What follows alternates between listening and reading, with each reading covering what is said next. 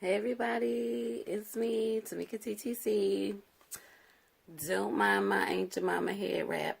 I thought I was going to be doing yard work today, but it rained last night, so my hair is a mess.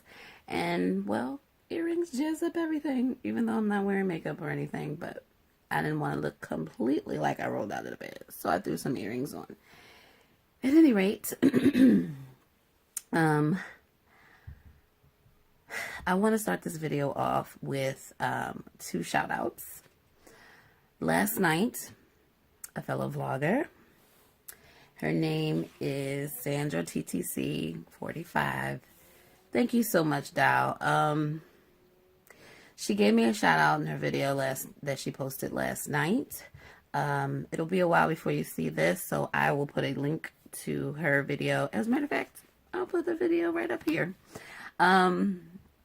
She gave me a shout out in her video because she watched my the end of my cycle 6 video that I posted, and she just wanted everybody to, she really felt what I was saying, and she felt like I was telling my story and telling her story all at the same time. So she gave me a shout out on her video, and she encouraged everyone to come by my channel and show me some love, because this journey is hard and it really is taking its toll on me, but I am finding strength in places that I didn't even know existed.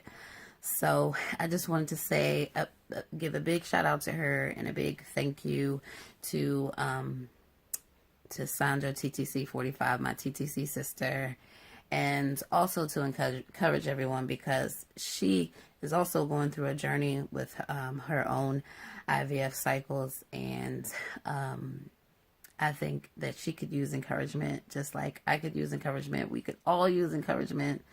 So let's just remember to encourage and uplift and motivate each other, because this is our special sorority. We are sisters in TTC, and it's hard. It is so hard. So I just wanted to give that shout out to her. I have another shout out to Martine over at Single Mother by Choice with no spaces. I will also link her video as well.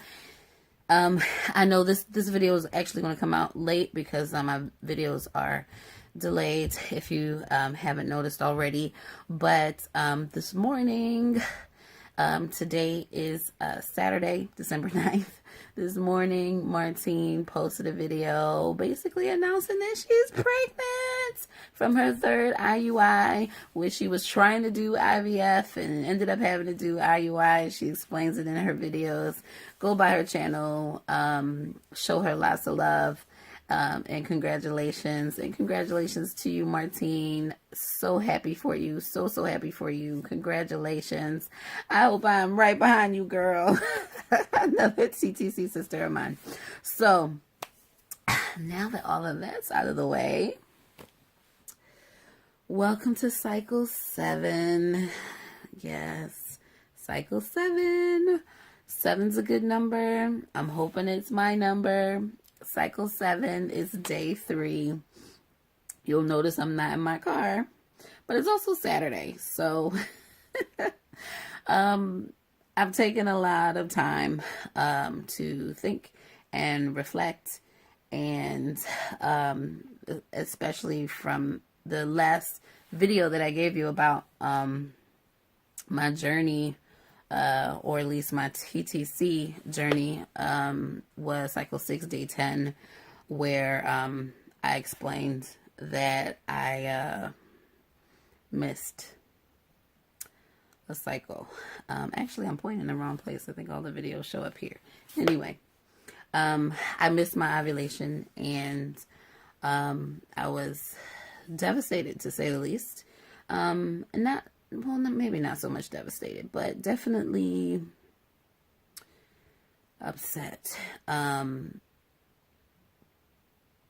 Anyway, I don't want to dredge all those feelings back up, but I was definitely upset. So I took some time, and I thought about what I wanted to do, how I wanted to go about my next cycle, and some interesting things happened. For one, my luteal phase was a lot longer than I expected it to be.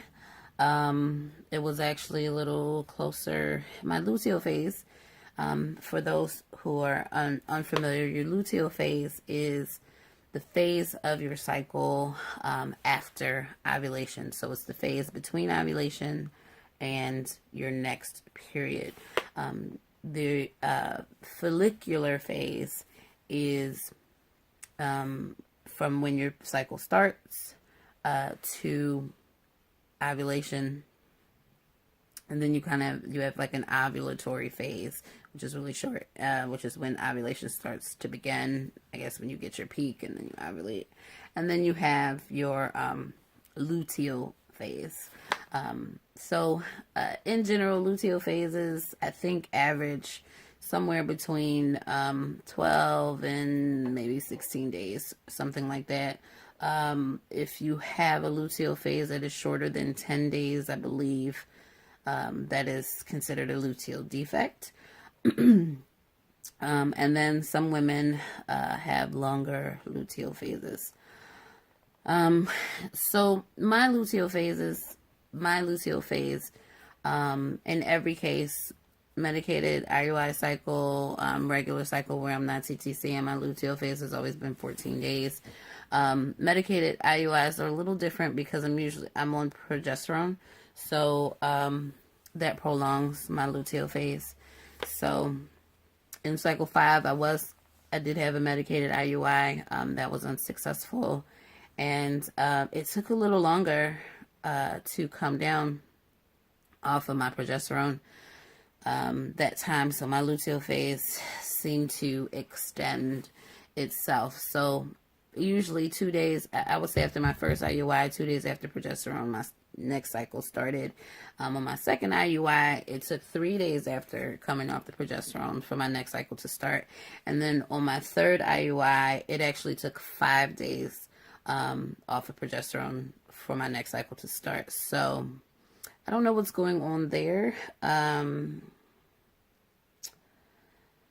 I don't know.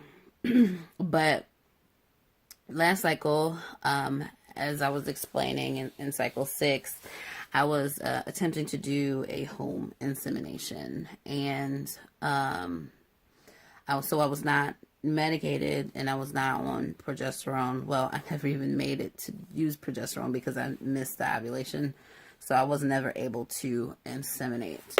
However, from what I could tell of my ovulation, my luteal phase went about 17 or 18 days, which is really concerning for me, that it went that long. I believe I ovulated on, I'm sorry, I'm looking up fertility friend on the computer, but I believe I ovulated on between days 10 and 11, and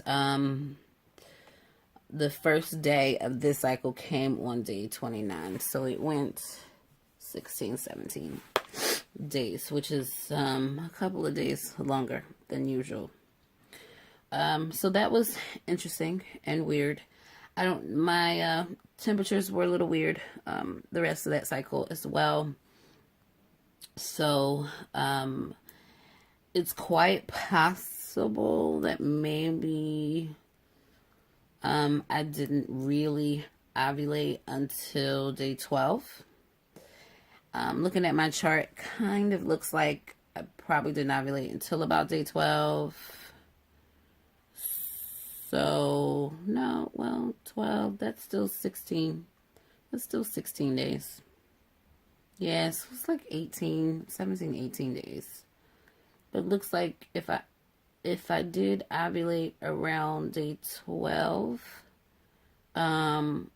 then it went about 16 days. Either way, it was still longer than normal. I don't know why that is. And my temps were not particularly high.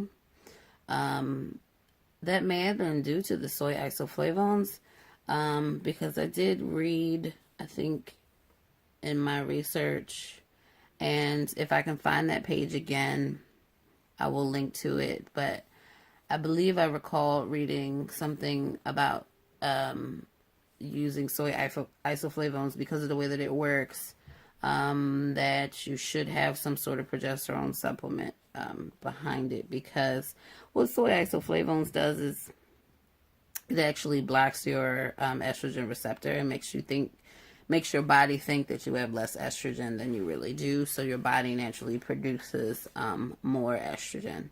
And I knew that going in, but given some thought from last cycle, I'm thinking that may have been the cause for such the surprise ovulation that I had, which was actually the surprise peak that I had, which was actually 3 days after I ended the soy isoflavone. So I think my body just said, oh, she's got so much estrogen that it must be time to ovulate. I don't know. It's kind of weird when you mess with your body a bit. However, it was Thanksgiving week. I did try to enjoy my Thanksgiving. It was quiet. I don't typically, I'm from Philadelphia, but I live here in Orlando, Florida. And I don't travel up north this time of year, well, because it's cold. And I didn't really grow up celebrating Christmas or Thanksgiving or anything like that, so it's not a big deal for me to go home or not go home. But my niece and her daughter do live with me, and my niece wanted me to cook. So I didn't feel like cooking before, but then with everything with the cycle, I was just in a mood, and I just felt like I didn't want to be hungry on Thanksgiving, so I decided to cook. I had a non-traditional meal. I am by far not Caribbean, but I love Caribbean food. So I made oxtails and rice and peas, and I cannot have a big meal, like kind of like a Thanksgiving meal, without candy and ham, mac and cheese. I made cabbage with smoked turkey, and I made pineapple cake, which didn't come out as good as it normally does. And I used different pineapple. It's a long story, but anyway,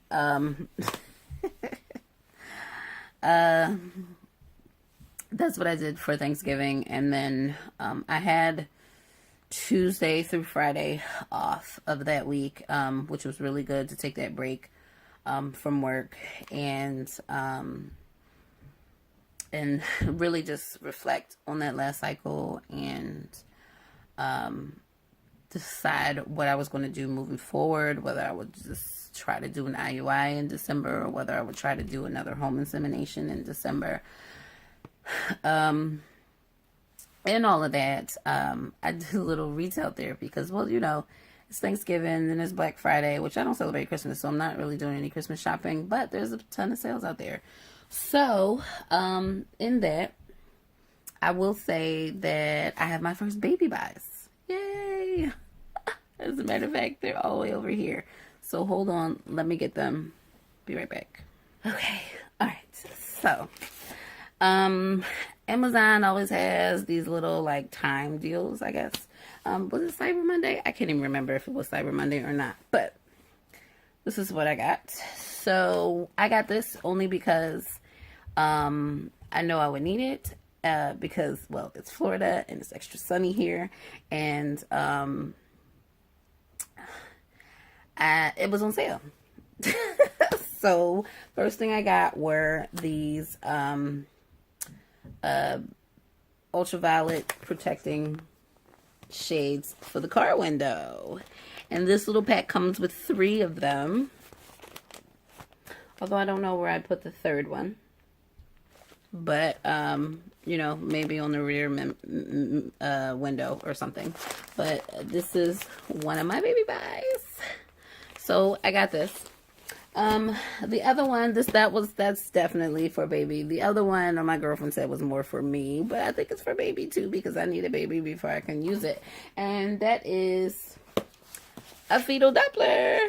Yay! So I I've been talking for a while and saying that when I get pregnant, I'm definitely going to be one of those moms who have like a home Doppler so I can hear my baby's heartbeat whenever I want instead of having to wait to go to the doctor. So I bought this particular Doppler and hopefully it's really good. I don't know. But it wasn't too costly, and I don't know, I was just in a mood and I needed some retail therapy, so I needed to buy something. I did get something I got a few things for myself.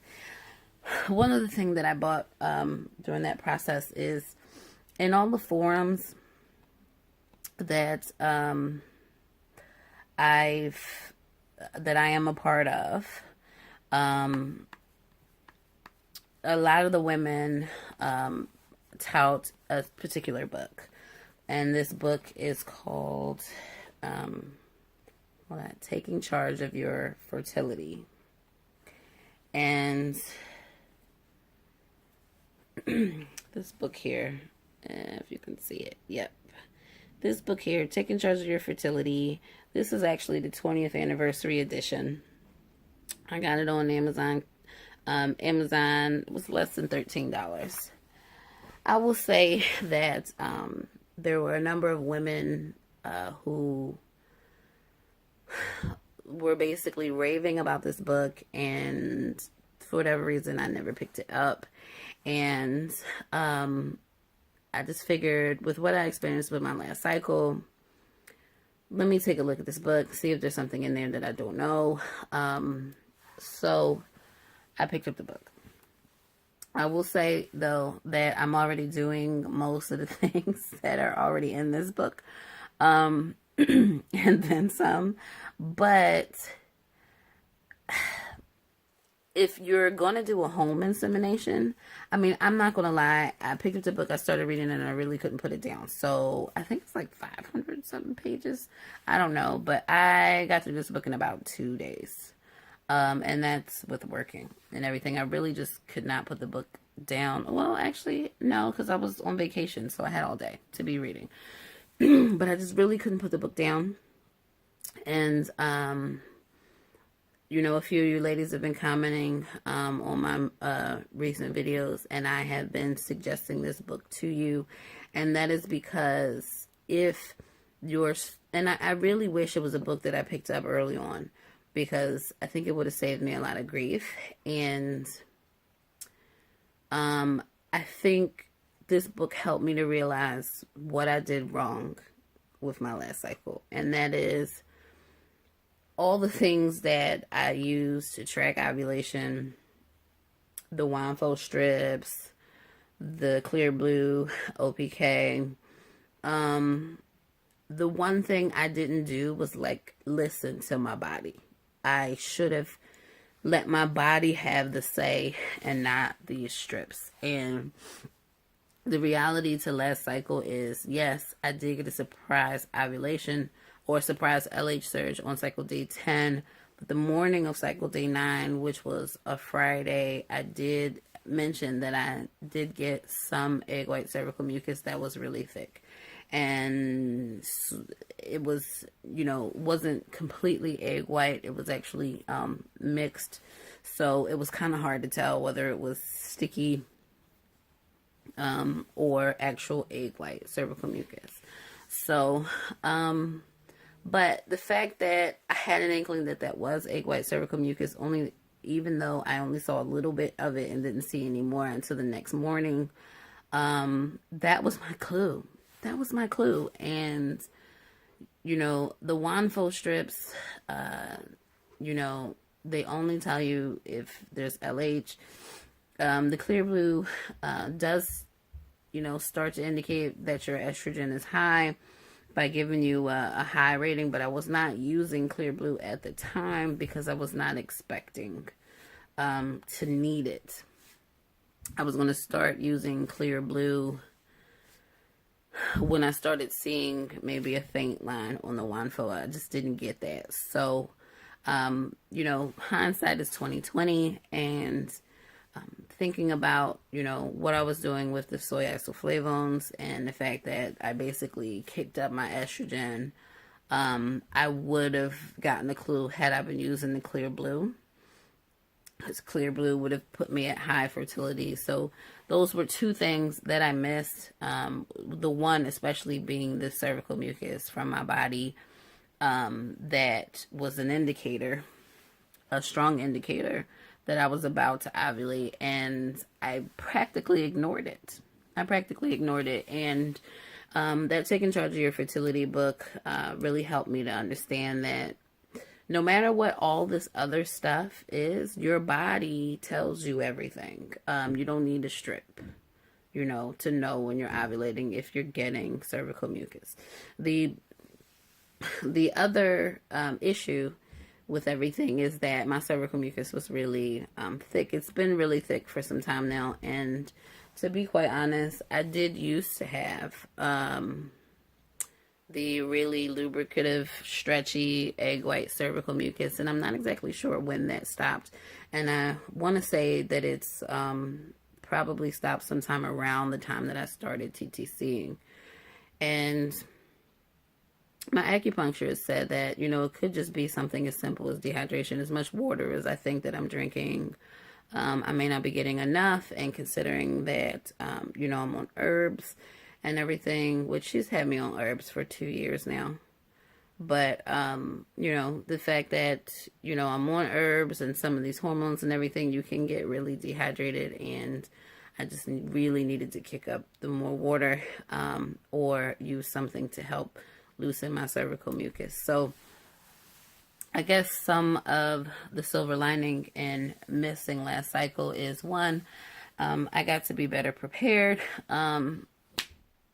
and better recognize like my cervical mucus, because even if I used a lubricant like pre-seed, if I still had that thick cervical mucus, it could have literally been blocking the path of the little spermies. So it's made me think a little harder and, you know, just work on a better plan of attack for a next cycle if I were to do a next cycle. So I really suggest to take charge of your fertility book, especially if you're just thinking about it. There's two things that I would suggest. If you're watching my video and you're just doing your research before you start your TTC journey, whether it's with a husband, a known donor, frozen donor sperm, IUI, IVF, whatever, I will say this. Number one, you're very smart for doing your research before getting into this. I didn't do that. I wish I thought of that before and just really did my research on this. I would have been much more prepared. Number two, get checked out by the doctor, especially if you're going through this on your own, like as a single mother by choice, because even if you don't plan to actually start trying until next year, go to your doctor, your OB, or your GYN to get your fertility testing done, and potentially an HSG, because you want to know if you have any barriers. And if you have any barriers to getting pregnant, for instance, blocked tubes or whatever, and you want to use natural remedies to work on them, a lot of those natural remedies take time. And if you're not actually going to start trying for some time, then you can use this time to work those natural remedies. And then when you're ready to try again, when you're actually ready to try, hopefully those remedies would have done some benefit for you. So like clearing your tubes, or increasing your egg quality, or whatever the case may be. So I would totally suggest, one, doing your research, two, getting your testing done early. I got mine done the month before I started trying. I wish last year, or the 2 years ago when I decided to put it off, or even after, or even just last year, I wish I would have at least gotten my testing done to see where everything was as far as my blood work, and then perhaps gotten an HSG and probably would have found out that my tube was black then and could have been working on it all this time. So that is a number 2 suggestion. The number 3 suggestion is get a hold of that book, Taking Charge of Your Fertility, by I'll put it down in the description too, by Tony Weschler. It's a really good book. Even if you're TTCing now and you have not read this book, read this book, because not that you should be obsessed with tracking everything that's going on, but you know, even if you're a single mom by choice, this book is mostly geared to women who have husbands, and, you know, sperm just available to them. There are a few items in there that sort of address people who are using frozen donor sperm, but the book is mostly about you and understanding your body and the different changes that it goes through in your cycle, so that you can have a baby pretty quickly. Not pretty quickly, but just a lot of women who think they have infertility. It really just comes down to timing and getting that timing just right.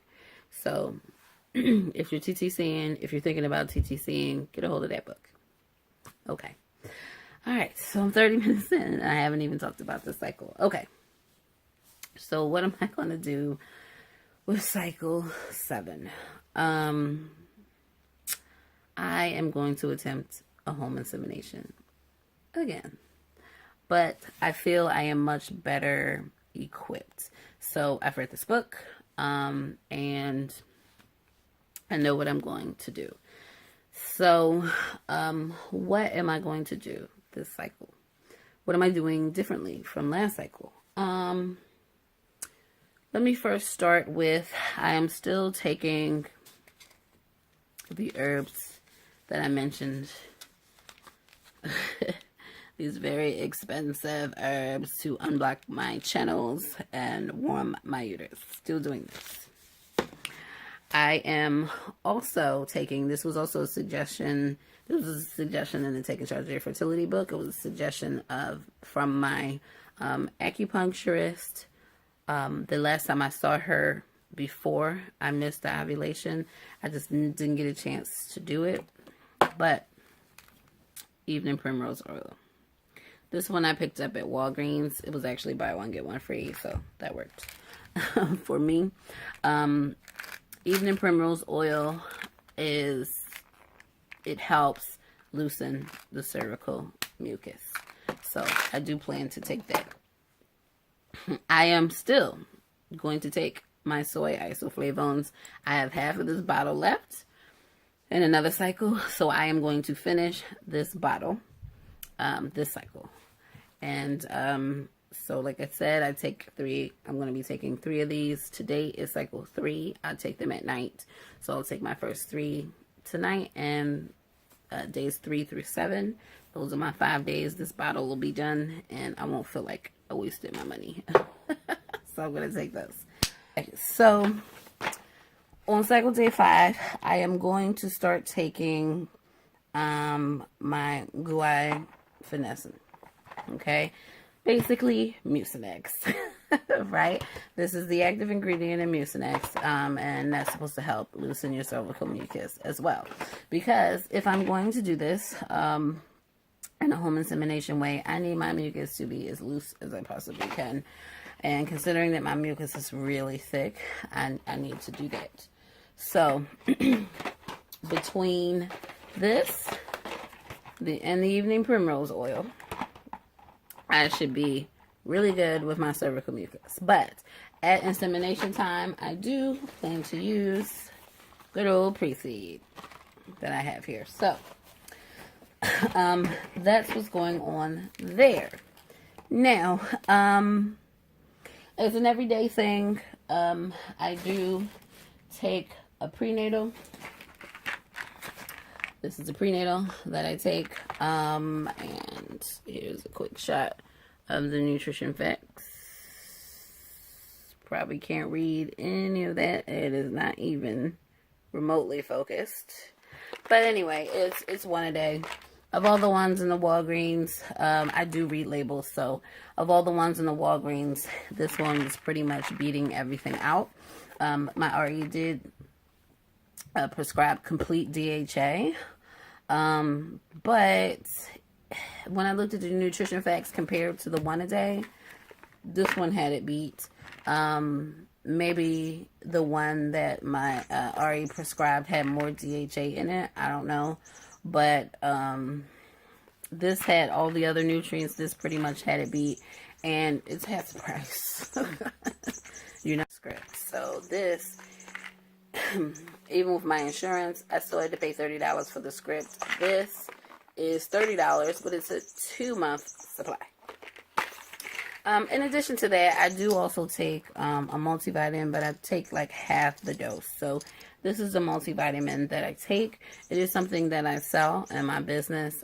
It has, oh my gosh, so many trace minerals, whole foods, trace minerals, antioxidants, probiotics, prebiotics, amino acids, and essential cofactors, and so much more. And I take it because it's got like high values of all the good vitamins that you get in the prenatal. There's a whole debate right now, folic acid versus folate. So this has folic acid, 100% daily value. This actually has folate, which is 125% daily value. But again, like I said, I take half dose of this. These are tablets. It comes in a powder form that you can drink as well. The tablets are easier considering everything else that I'm putting in my body right now. It's just easier to use the tablets. But you're supposed to take like 4 of them. I only take 2 because, like I said, I do half dose because I don't want to over supplement myself because I am taking the prenatal as well. But this is what the tablets look like. Okay. And they want you to take 4 of them. But again, I take 2. And the one a day, I can show you what these look like. These are soft gels. And actually it's $12.46. I should be taking mine. So I'll leave this one out because it's time for me to take it. I also do CoQ10. These are gummies. These are 200 milligrams. My acupuncturist said I should be taking 400 milligrams.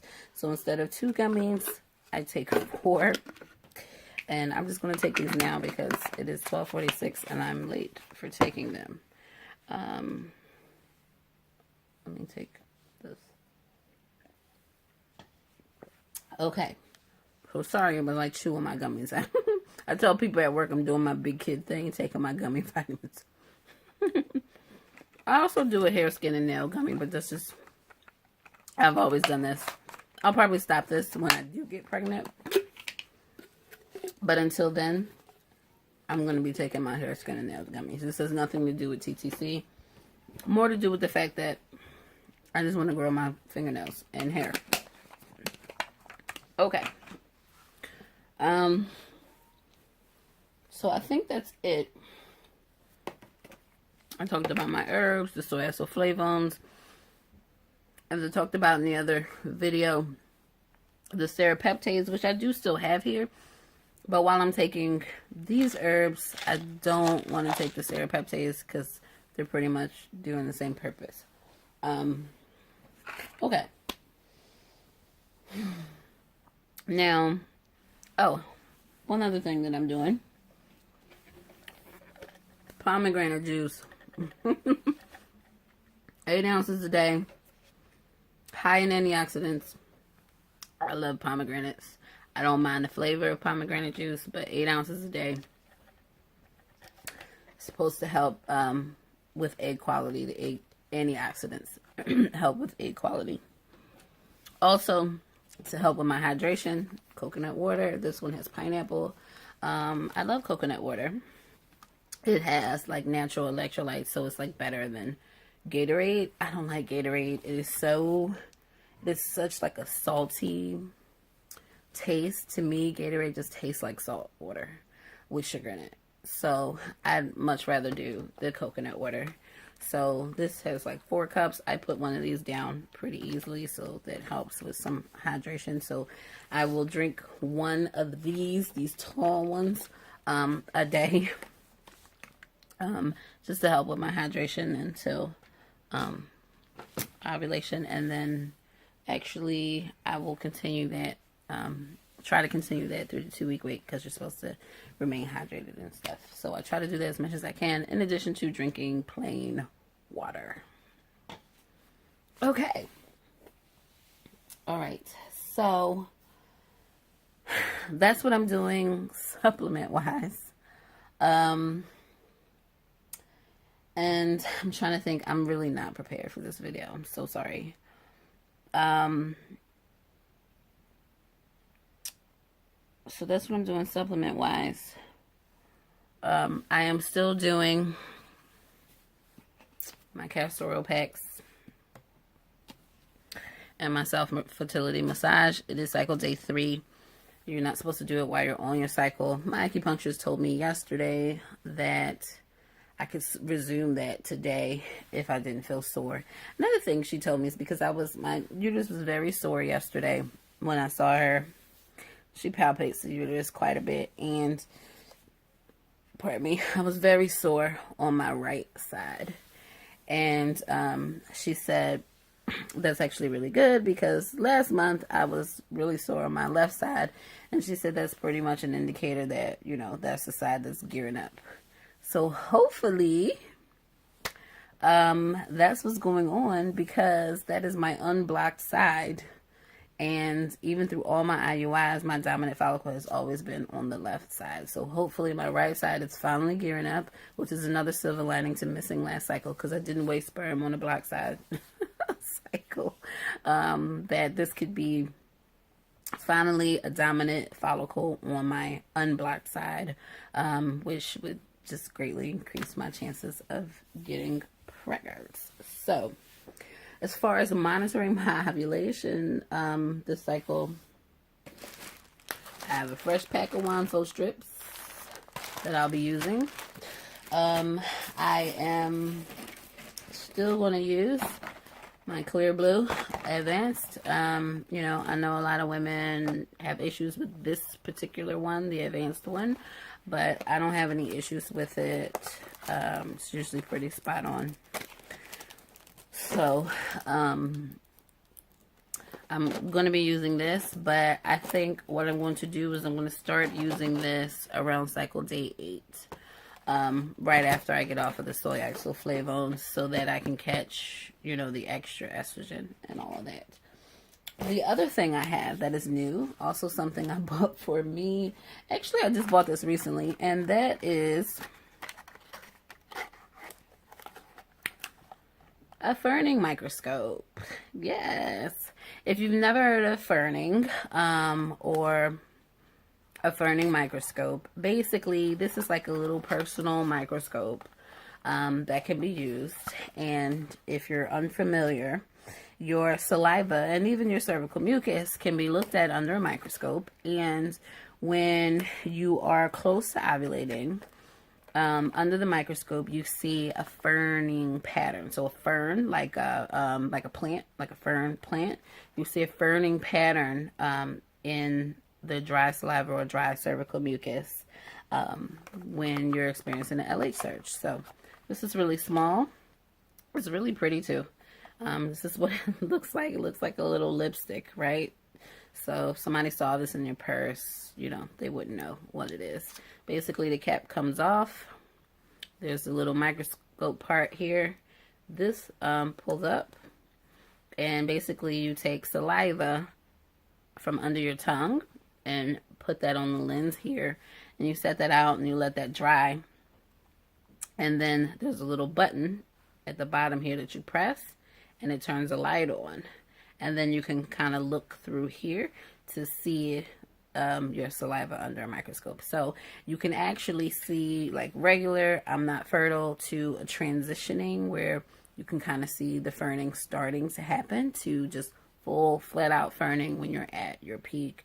And a lot of people are saying you actually get more fertile days using this. It was relatively inexpensive. I think it cost me about $30, but I don't have to buy anything. I can reuse this over and over and over. It's kind of science-y, which, I mean, I'm a bit of a geek. So, you know, I've known about this for a while, and I just said, well, you know what? It's something else that I can use outside of the strips, outside of peeing on a stick, outside of my cervical mucus and what it's doing. It's something else that I can use to confirm LA surge and potential ovulation coming. This will be my first time using this. I used it this morning. There wasn't much to see, but as I kind of go through my phases, if I start to notice changes, I will take pictures, because I can put this lens up against the camera, and then you can see. As a matter of fact, I'll do it now. I still have my sample from this morning in here, so you probably won't even know what it looks like. But right now, I'm not fertile, so there's not much to see here. But you can see, like in the green, it's just sort of, sorry. Yeah, it's just sort of not much to see. Yep. Sorry, my messy nightstand back there. So not much to see, but it's pretty cool. So if I get anything interesting in here, I'll be sure to use my camera and take pictures, and then I can show you guys like how this works, and then maybe you can get one for yourself. I got this on Amazon, so that's what I'm using to track ovulation, in addition to my basal temps, which I've been doing since the very beginning, so that's not changing. So there we are with ovulation. Now, in addition to all of that, the moment I see any egg white cervical mucus, I'm ordering my tank. This is what it is. I'm ordering it, and I'm getting it next day. Okay?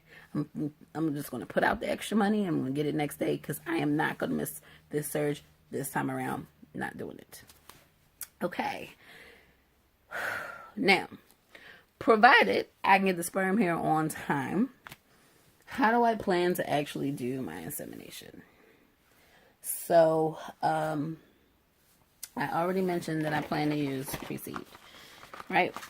It's just supposed to help sperms get through the cervix and get where they need to go. So I'm definitely going to be using this. And I got this on Amazon. It's about $20 when I bought it. I don't know how much it costs in the store, but, you know. Now, pre-seed aside, I got to get the sperm in there some kind of way, right? So there were a few different methods.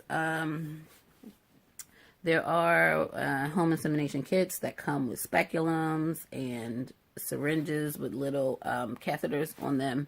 I don't have anyone to get south of the border to help me out with that, so those weren't going to work for me very well. So I looked for something I could do myself.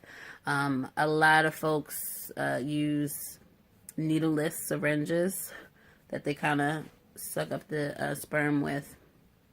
I also looked into Moxie Baby, which is also a syringe, and that was pretty expensive. It's like a one-time use.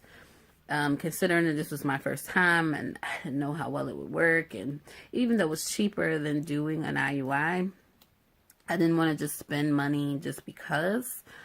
It's cheaper than doing an IUI, so I was trying to go about it in an economical but smart way. I also looked at Stork OTC, and I thought that was going to be really good, but the reviews on the Stork OTC were not very great. Although there were some positive reviews, there were a ton of negative reviews. And at $85 for a one-time, I couldn't see myself taking that risk with the cost of the vial. Like, people were actually reporting that their sample was wasted, and I can't afford that. So I was pretty much down to a needleless syringe, which you don't get that much sample. I actually found a video of a young lady who was doing a home insemination with frozen donor sperm.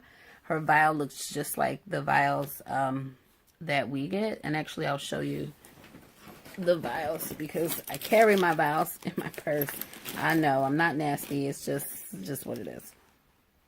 Okay, so, oh, let me not use this one,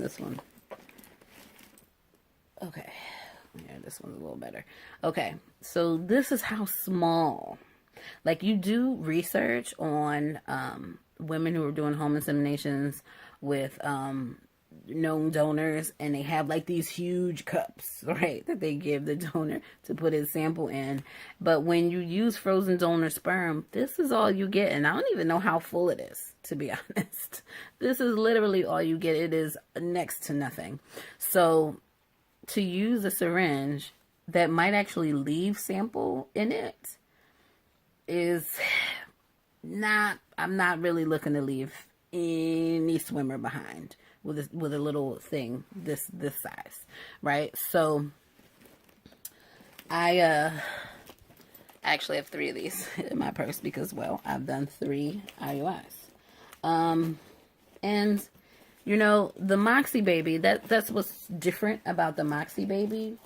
And I'll link all the stuff in the bottom. But the Moxie Baby is actually designed so that it does not leave any swimmers behind. It's designed to really push out everything. So I've got 3 vials for my 3 IUIs. Right, these are my 3 donor vials here. I keep them in my purse. They're sort of my baby zhuzh, you know. The Moxie Baby, the way I understand it is, it's designed to really push the entire sample out so that you get every swimmer. But again, the Moxie Baby is pretty expensive. I think it's like over $100 or something. So didn't really want to do that.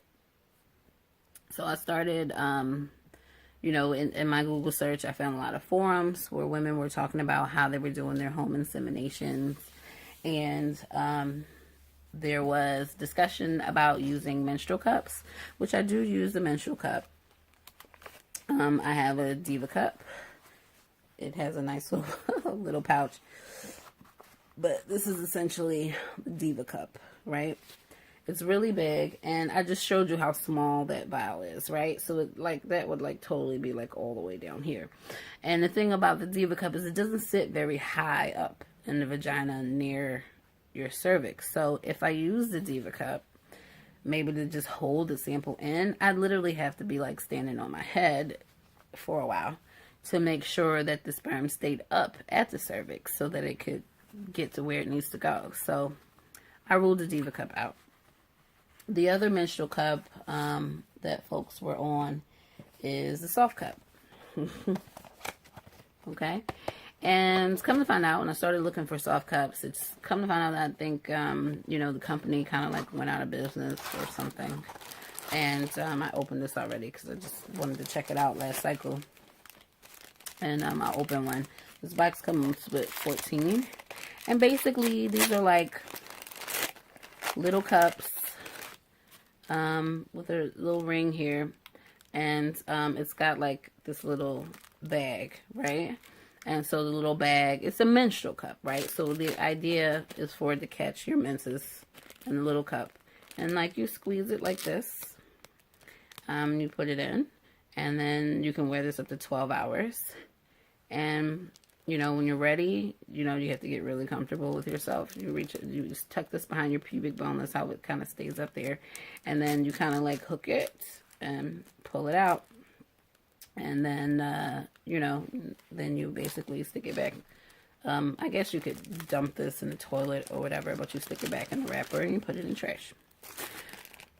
So, I thought about it, and, you know, if I wasn't going to use a Diva cup, could I use a soft cup? Considering where this sits, right? So, I mean, this seems really big, right? But it really does sort of shape to your body, and this is very flexible plastic. And these are not the reusable kind. I guess they have the kind that you can reuse, where you take one and you can reuse it every day in your cycle. I think this is the throwaway kind. You use it once and then you throw it away. But I was looking on Amazon for this, and I saw somebody selling these these, a box of 14 for like $37. And for the people who I saw online, they were saying that it was really inexpensive. I'm like, $37 is not, I'm supposed to spend $37 every month? That doesn't make any sense. So, come to find out, I went looking and I found it on Walgreens website for like $11. So I was just like, that's more like it. So they were sold out completely online with Walgreens, but I did find one nearby here that I could go. They had, I think, like 6 in stock or whatever. Because I think this is actually the company that makes the soft cups actually is like out of business, and they were sold out in a bunch of places.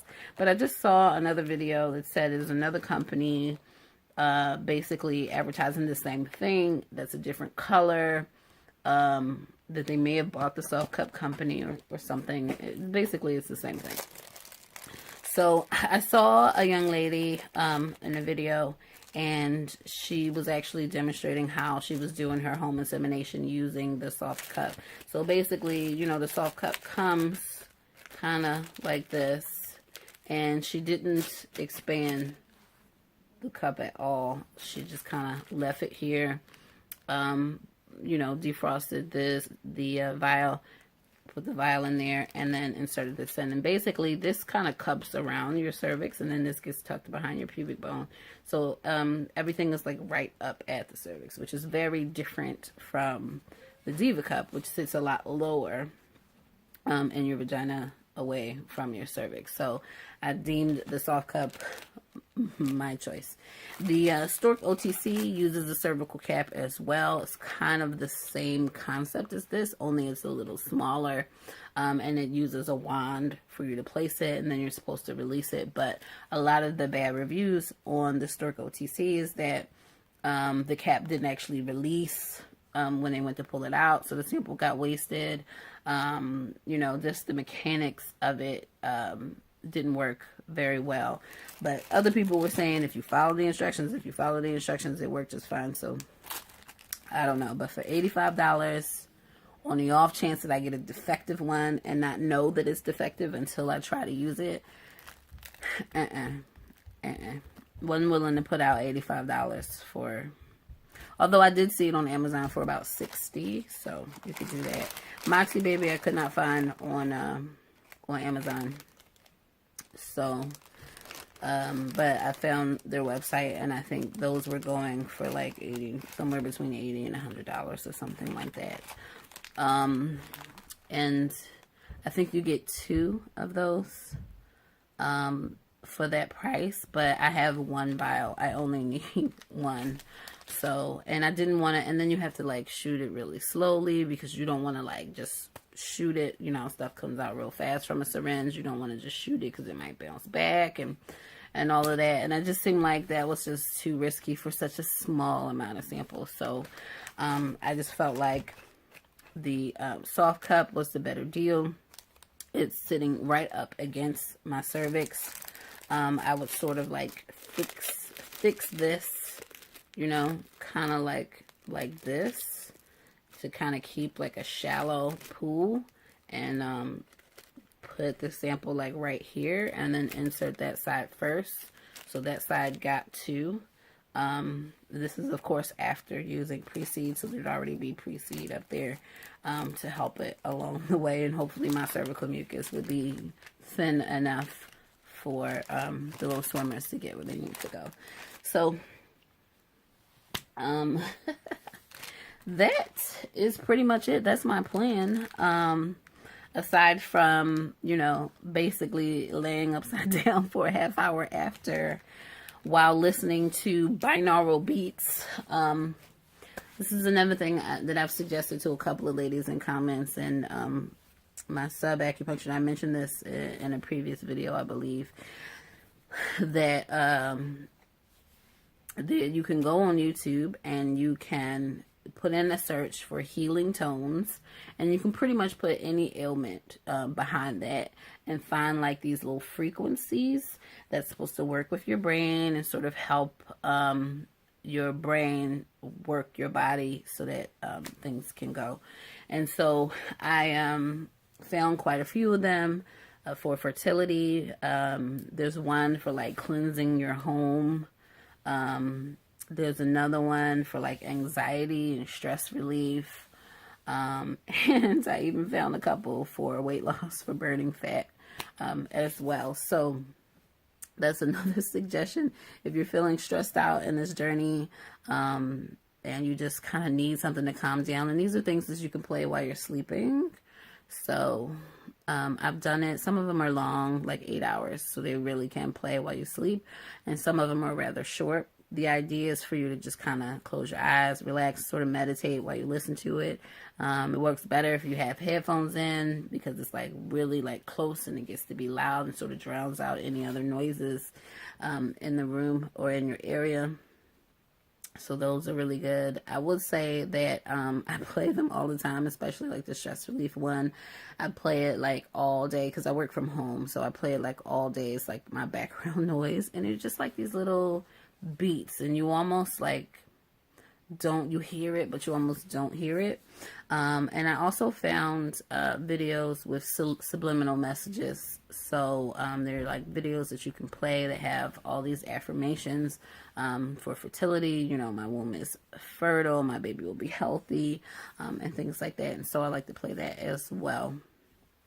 So I think when I do my insemination, I do plan to do my ritual, which I have for my IUIs, and that is listening to my donor conversation. And I mean, you know, I recorded it off the site, so I have it on my phone. So I'm going to listen to this conversation after insemination. Now, this time I'm doing the insemination, so I think what I will do while I'm prepping for the insemination, I will play my binaural beats, and then I will do the insemination, and then I will watch my insemination video. So this is kind of like a visualization of the sperm traveling up the canal, meeting with the egg, fertilizing the egg, and I think it's like a 4-minute video. So I'll watch that, and then I'll listen to my donor conversation. I think that's about 15, 16 minutes, so that's about 20 minutes. And then I'll probably turn on my binaural beats or my affirmations, one or the other, and kind of just lay there and relax for maybe the next 40 minutes, just to get an hour down and just kind of relax my body. So that is my plan for cycle 7. You now know everything that I plan to do. You probably think I'm a little crazy for all that I am doing in the cycle, but you know, I'm a strong believer that knowledge is power, and the more you know about your body and what is going on, you know, the better informed and the better prepared you can be. And having read the Taking Charge of Your Fertility book, I am even more anxious to get started with this cycle, because I know that I need to pay better attention to my body and pay attention to those signs. And I swear, as soon as I see egg white mucus, I don't care how much it is, I'm ordering that tank, okay? I'm ordering that tank. I rebuke missing this cycle. But if the cycle is not successful, and this is just me hoping for the best, planning for the worst, I am debating whether I will do, because I have 4 vials left of my donor. Again, as I mentioned in the previous video, that he is completely sold out. I have 4 vials left, and I am still, IVF is still an option for me. And I was actually thinking about maybe saving 2 vials for IVF, because originally I was going to save 1 vial for IVF. And then as I went on with my IUIs and the stimulations only bringing about one follicle to jump out after my first IUI. My first IUI I had 4. My second and third IUIs only had 1 follicle. I started to worry that maybe the stimulation may not go very well, and I may have to do more than 1 round. So I figured I needed to keep 2 vials. I started to think maybe I needed to keep 2 vials for IVF in the event that the first IVF cycle didn't go. And that's the other silver lining to missing the cycle last month, because it sort of made an extra vial available. So right now, if I'm going to do IVF, I am looking to be in my RE's March cycle. And that means I will be stemming in February. So it's December, and I will do home insemination in December. That was my original plan anyway. And I am thinking, if I'm going to go to IVF, I still don't know what cost I have, and I haven't seen the pre-auth for my insurance yet.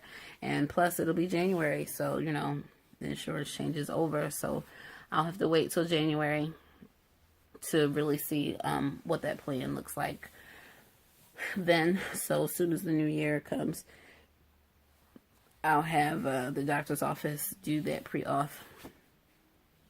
But I think what I'm going to do is do another home insemination in January. And I will not be using soy isoflavones, because I do think the soy isoflavones are affecting my cycle in some weird way. I don't know exactly what, because, you know, the herbs are affecting as well. But I think it'll probably be important for me to try without soy. Granted, I won't stimulate multiple follicles, but I mean, when you're older, you're more likely to drop more than one egg anyway.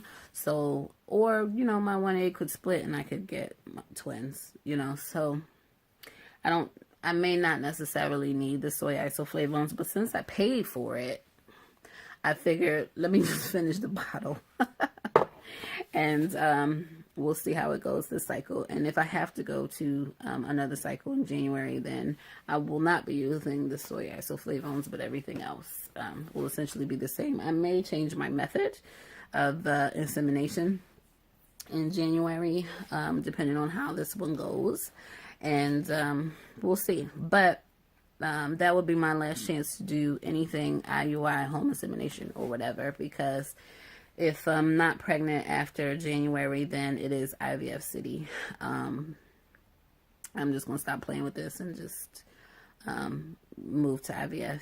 And hopefully my insurance is willing and participatory. And it doesn't cost me too much money, because between everything, you know, the IUIs, I've had 3 because my tubes are damaged. One is occluded, the other one is damaged. They said both of my tubes are diseased, and they just refused to cover IUI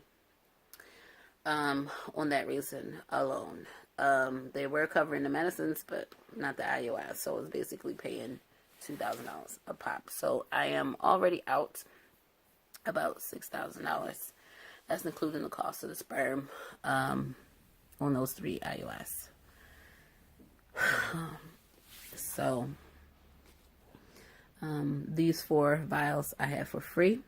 That is a blessing. Oh, that is a blessing.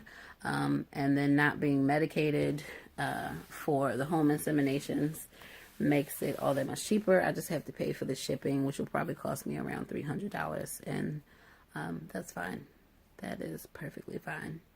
And then I'll save whatever money I need to save for IVF, and that'll be that. So that's where we are. That's where I am. And I'll also say that this journey is also hard. I know I was really upset in my Cycle 6 Day 10 video. And, you know, we break down, but we're not broken, you know. And I think this is extra hard for me because, you know, I'm 37. I will be 38 in April, and I have no idea if I can even get pregnant. I have no idea if I can get pregnant on my own at all. Like, you know, my doctor has mentioned the shell of the eggs being thicker and all of that, and hopefully the hydration helps with that. But, you know, I have no idea. I've never been pregnant before, and but I've also not completely avoided pregnancy either. And I hadn't gotten pregnant. It could have just been timing, because I wasn't trying to get pregnant. I think subliminally I was like using the rhythm method, like, okay, we're not going to have, sex this week. Since we don't use condoms, that kind of thing. And the withdrawal method is only 65% effective and all that great stuff. So I think subliminally I was avoiding getting pregnant, but I haven't been on like birth control or like a lot of birth control. At one point I was on the patch, and I spend so much time not in a relationship that it just became pointless to be keeping myself on hormones, and I'm not even having sex. It's like crazy. So I went off of that, and it didn't turn out the patch wasn't all that healthy for you anyway.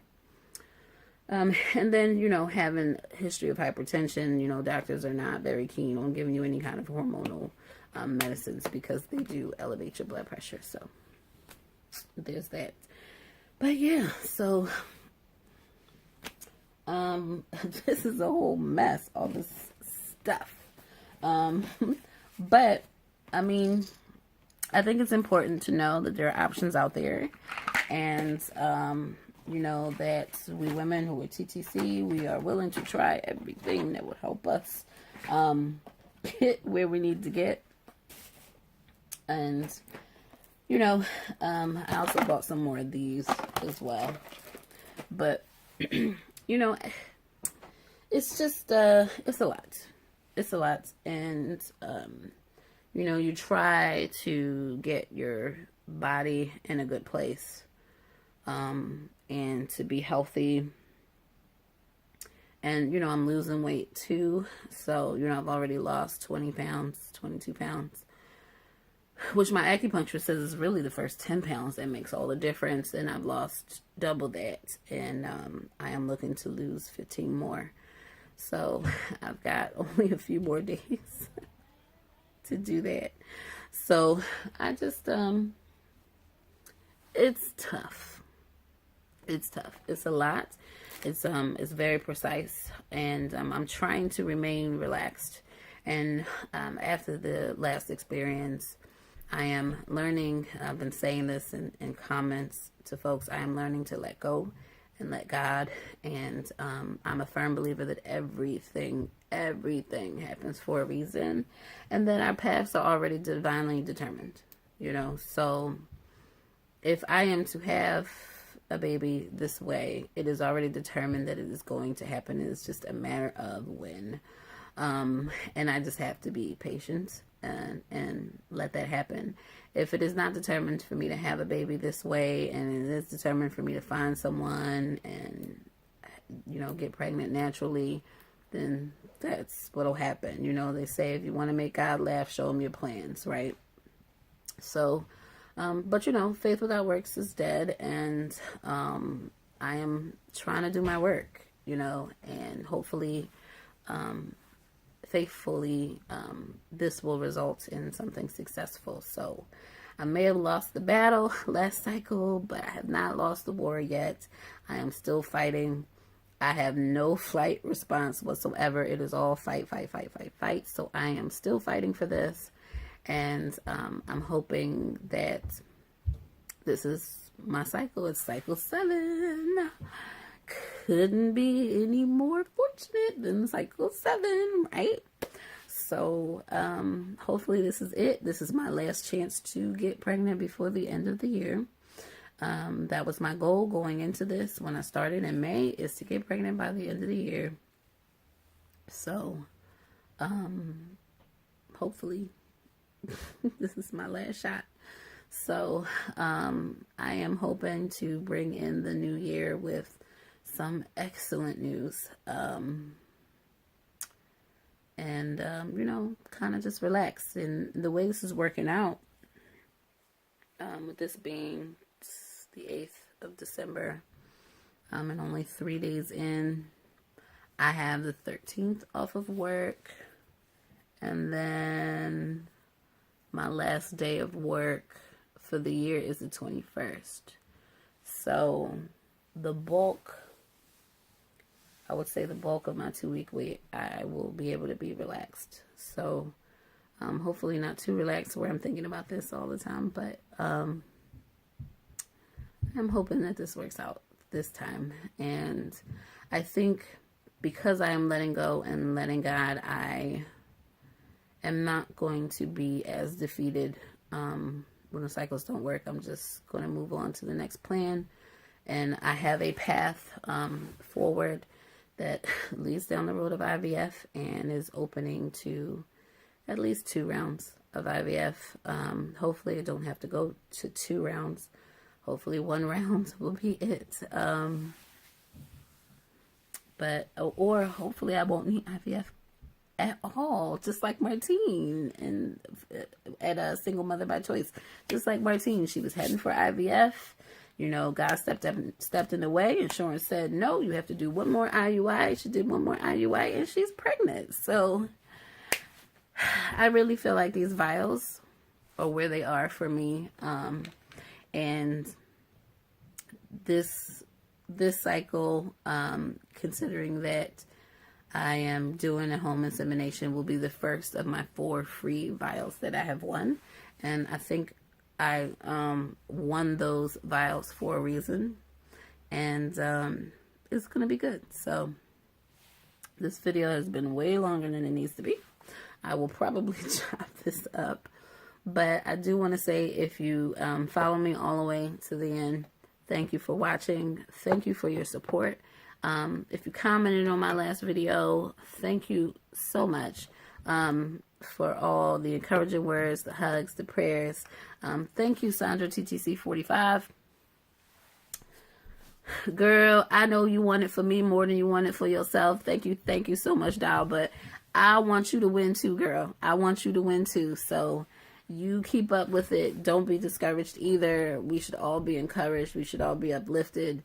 This is a hard journey, and a lot of us, especially single moms by choice, don't have anyone else in our lives who understand exactly what's going on. So us and our little sorority, you know, we need to uplift and build and encourage each other, and, you know, be role models, you know. And those of you who have your BFPs who've been able to, you know, successfully have your beautiful babies, you know, you're an inspiration to all of us, and it's your stories and your struggles that keep the rest of us going and fighting to get to exactly where you are, and, you know, bring home our little bundles of joy. So, you know, congratulations, Martine.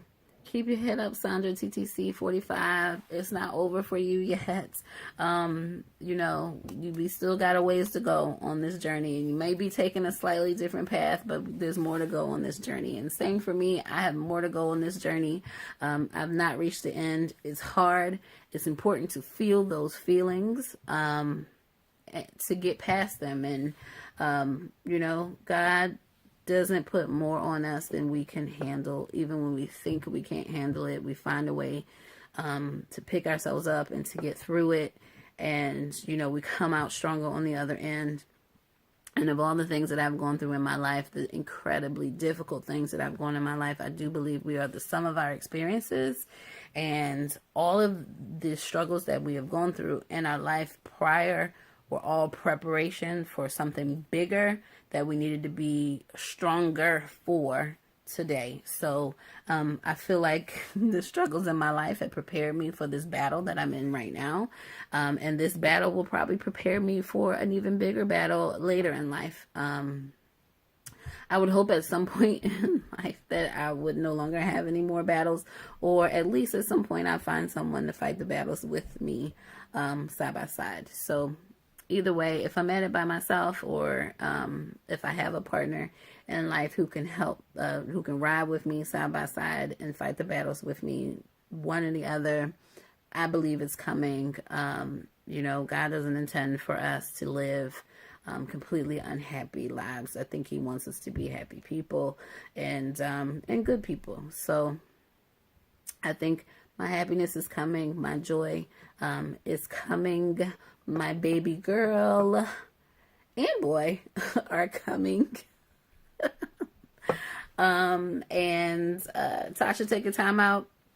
I do have my little girl's name, and when I talk about her with my friends, I do use her name. I need to come up with my boy's name.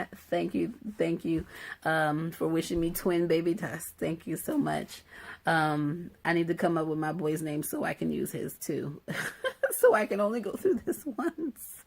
Oh gosh, I want a sibling for my baby, so hopefully I wouldn't have to go through this another time, and I can just get twins and just have one pregnancy and be done. That would be beautiful. But that's what I'm hoping for. That's what I'm putting out into the universe and looking for that to come back. So thank you for rocking with me. All those TTC sticky baby dust to you. Bye.